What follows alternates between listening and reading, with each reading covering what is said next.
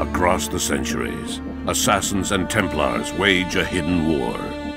One side fights for freedom, the other for control. The fate of humanity hangs in the balance, and that balance is shifting. Welcome to Assassin's Creed Brotherhood Diaries. Assassin's Creed is about a grand battle between Templars and Assassins that is hidden behind the scenes of history. The Assassins are a force dedicated to maintaining and protecting our free will. And that sets them in direct opposition to the Templars, who are all about control. It's a very, very interesting universe where we have many levels of depth and many angles to explore.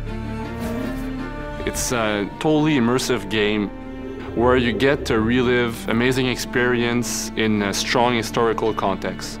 With Assassin's Creed, the fans are very important to us, and we know how many people are out there waiting for the next installment and are excited to see what's going to happen. So it's important on the story side that we deliver new twists, new turns, and that we continue the narrative the way we had begun. Assassin's Creed 1, as most of people know, was set in the Third Crusades during the 12th century. Assassin's Creed 2 was set in the Renaissance. This time around, we are going to focus especially on the city of Rome itself and on the life of Ezio, the second part of his life where he decides to build a new order, which we call the Assassin's Brotherhood.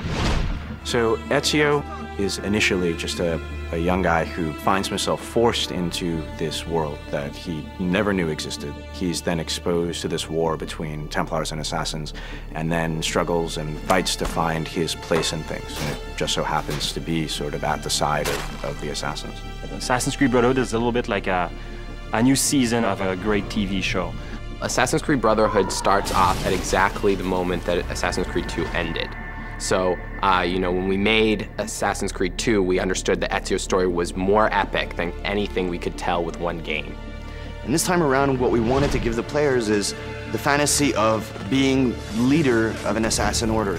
And it made sense for us to put the player in that position and have that extra responsibility of not only teaching them, but also recruiting them and molding the next generation of assassins. The player will be able to recruit new assassins, train them, and eventually send them on different types of missions. You will see many familiar faces in Assassin's Creed Brotherhood. Lots of characters that you knew before in Assassin's Creed 2 will return, but not necessarily the way you expect. Now Ezio is much older, he's wiser, and he's about to become a leader of the Assassin Order. And he'll need to prove that he truly can lead. But things aren't going to go as planned. Next on the Brotherhood Diaries. We're introducing a fresh and unique multiplayer experience, so that's the first time we are doing that for the Assassin's Creed franchise. In Assassin's Creed Brotherhood, the player is going to get to actually create the Renaissance in Rome.